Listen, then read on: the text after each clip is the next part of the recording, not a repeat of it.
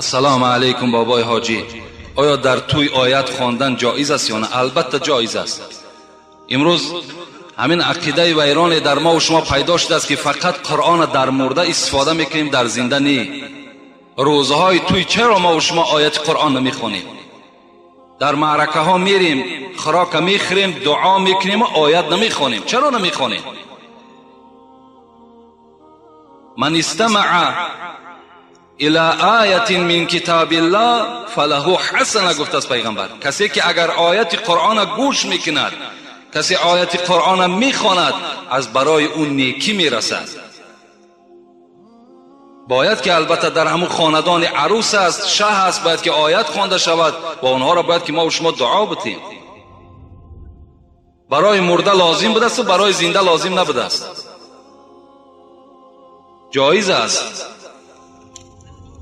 السلام علیکم داملای مهربان، اکثر مردم میگویند که با پای راست به خانه و مسجد درآ، با پای چپ برآ، یا اینه که در حاجت خانه و بازار برعکس این.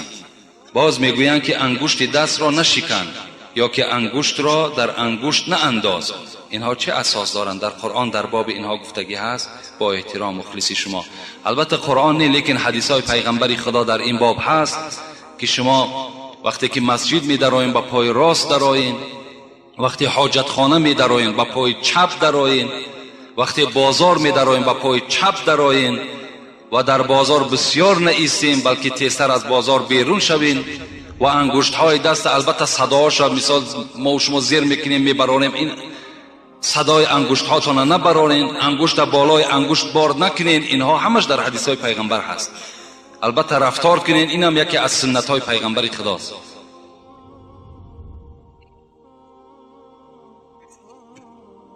السلام علیکم داملای شیرین سخن، من از شما خواهش میکنم که با سوال من جواب دهید. ما یک روز در همین مسجد شما نماز عصر را میخواندیم. یک شخص ما را گفت که تو این اشاره سبابه را مکن که این گناه است.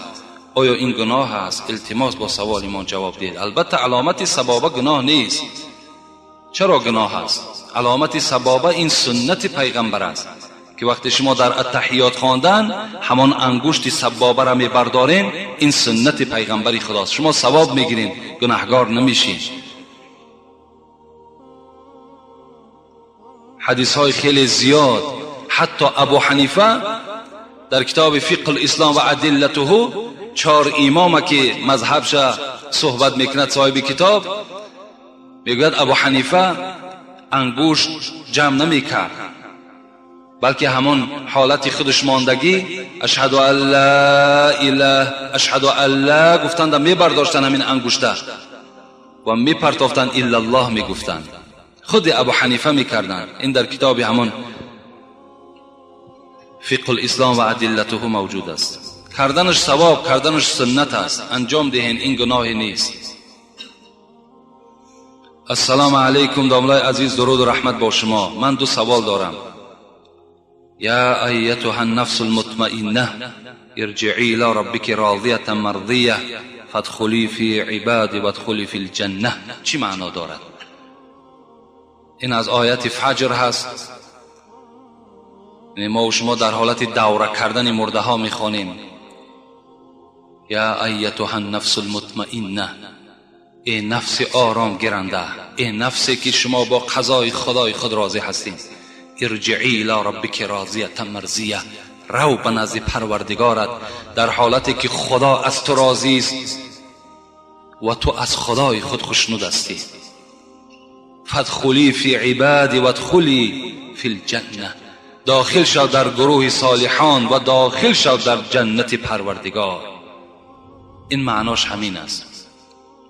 میگویند آدمانی که از پشت صورت روز قیامت عذاب میکشند، کسی صورت مرده را نگاه کند همان وقت مرده را عذاب میدهند. برای همین پیش از مردن صورت را بسوزانید. راست است. خدا باز هم به شما علم و دانش زیاد عطا کند. البته حق گفتن کسی گفتن صورت گرفتن در اسلام ما و شما اگر بی عذر باشد ما و شما را گناهگار میسازد. ما و شما نه صورت میگیریم نه صورت میکشیم. صورت هایی که لازم است، برای پاسپورت لازم است، برای یگان اراده سفر داری، مرحمت صورت گیر. لیکن بیهوده صورت نگیر، بیهوده صورتی تر نکشن که در اصل هرگاهی که به صورتی تو نگاه میکنن تو را خداوند عذاب میدهد. امروز متاسفانه خانه همه مسلمان ها پر از صورت است، علال خصوص در همین قشلاق ها اینقدر صورت زیاد جمع شدگی است. بالای همون جیودانی که دارند گردابگیر همه پر از صورت است. و در خانه مردم شهر باشد حمام خانه هاشون پر از دخترای فاحشه صورت ها در همون حمام خانه و واردای خانه و همون اکتیارهای بدبخت و بیدین خدازده که در دنیا هستن همونا در خانه ما و شما زدگی هستند که اونا به خون هزارها مسلمان تشنه هستند. شما بالای سرشون کردین. اونا خود کم کثافت بودن که باز در خانه خود جاشون کردین. یگان ملائکه رحمت خانه شما نمیدروید.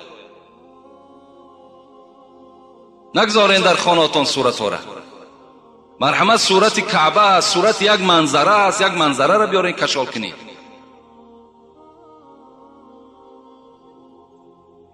السلام علیکم بابای حاجی، سوال مرا جواب دهید. من پدر و مادر را پرسیدم که در بازار کار کنم، گفتا که در خانه کار می باشد. من گپی پدر و مادر رو نگرفته ناپرسیده به قرغن رفتم. یک ماه پس برگشتم. این عیب من یا عیب پدر و مادر؟ جواب این سوال را دهید. البته برادر عزیز، رضاگی پدر و مادر در همه سفر برای شما ضرور است. حتی که دوره های پیغمبر خدا که چقدر جهاد ذلول بود، وقتی می آمدن جوان ها که پیغمبر خدا را می گفتن که ما با جهاد همراه تو می رویم، رسول اکرم چی می گفتن؟ می گفتن پدر و مادر داری؟ می گفتن بله. می گفت خدمت پدر و مادر را انجام دی، خود جهاد در راه خداست. یا از پدر و مادر پرسیدی؟ این سوال ها را پیغمبر ما و شما از همان جوان ها و از همان امت خود می کرد. از این خاطر هر جایی که شما می روید، اگر بخواهید که برکت در باید که پدر و مادر از شما راضی باشد. پدر و مادر از شما راضی باشد. رضاگی پدر و مادر این رضاگی خدای شماست. بسیار خوب می شود که شما پدر و مادر را در همه مسئله ها از آنها چیکار کنین؟ سوال کنین و راضیگی آنها را طلب کنین. السلام علیکم و رحمت الله و برکاته. دامدار شیرین سخن، درباره رباعیات های عالمگیر عمر خیام به ما جواب پره می داده. این رباعی چنین است: گر باده خوری تو با خیرتمندان خور، یا با صنمی لاله رخی خندان خور. بسیار مخور ویرد مکن فاش بساز، اندک خور و کم کم خور و پنهان خور. در این رباعی باده، می، شراب با کدام معنا شاعر گفته است؟ از نام مخلصی اشدی شما. اصطلاحاتی است مر ابدال را که از آن نبود خبر غفال را. عارفان ما و شما میگد که همین ابدالای ما، ابدال گفته همون اولیاهایی که تخمین 70 نفر هستند، همونها در اصطلاحات خود، یعنی در استفاده کردن شعر خود، می، باده، جام، پیمانه، سبو استفاده میکنند. لیکن شما غفالا، شما غافل ها از معنای اون درک ندارین که اون چی میخواهند در شعر خود. خب حضرت مثنوی باشد، صاحب مثنوی حضرت جلال الدین رومی یک روایت میارد که ان لله شرابا اعده للاولیاء اذا شربوا سکروا و اذا سکروا طابوا. پیغمبر از نام پیغمبر ما و شما رو یاد میکنه که از برای خداوند شراب هست. وقتی که همین شراب را برای اولیاهای خود آماده کرده است، وقتی همین اولیاها که شراب خوردن مست میشوند، وقتی که مست شدن در حالت مستی رجوع به سوی خدا میکنند، همون شراب می نوشند. این شرابی که آدمها را مست میکند، پلید میکند، افلاس میکند، این شراب نیست.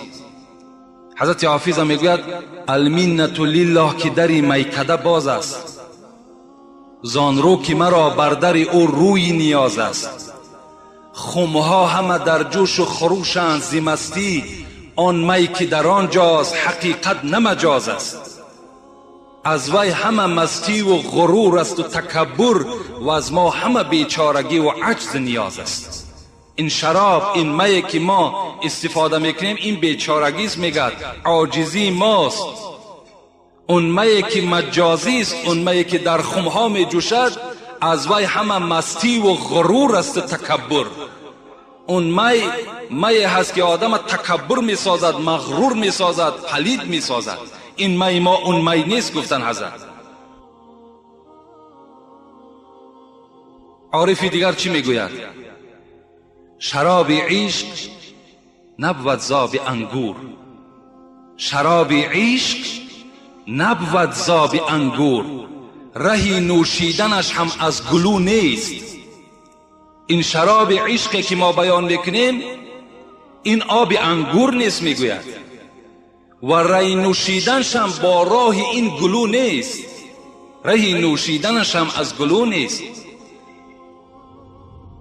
از این پیمانه و جام و سبوها غرض پیمانه و جام و سبو نیست. ما وقتی که در شعرهای خود رومکه را استفاده میکنیم، جامهای بادنوشی را استفاده میکنیم، این مقصد از همین رومکه هایی که عرق می نوشند، این مقصد از این نیست میگوید. بدان معنی که عارف زلف گوید. وقتی در شعرها که زلف دیدین، نظر در پیچ تاب هیچ موی نیست. وقتی ما زلف استفاده میکنیم، این از همین زلف های کجه که بعضی از فاحشه ها کج میسازن و بیرون میبرن، میگد این از اون نیست. این زلف ما هم عشق در راه خداست.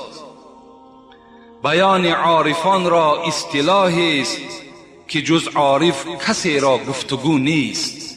این عارف ها اینا میدانند، خردمندها اینا میدانند. برای همین این شراب و این می که حافظ و بیدیل و سعدی و خیام و اینا استفاده کردن، این مقصد از همین باده هایی که می نوشن این نیست، بلکه اینا همه عشق الهی هستند.